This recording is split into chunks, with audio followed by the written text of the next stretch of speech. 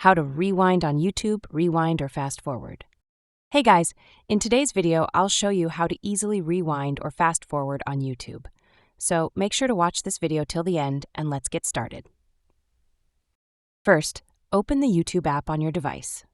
Once you are in the YouTube app, after that, play any video you want to watch.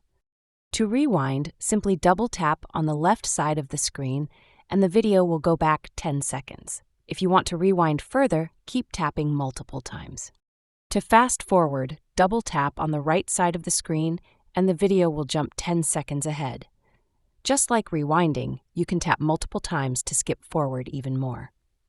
This feature works on both Android and iPhone, making it super easy to navigate through any video. If you're using a computer, you can use the left arrow key to rewind and the right arrow key to fast forward. And that's how you can rewind or fast forward on YouTube with ease. If this tutorial helped, don't forget to like, share, and subscribe for more useful videos. Thanks for watching, and I'll see you in the next one.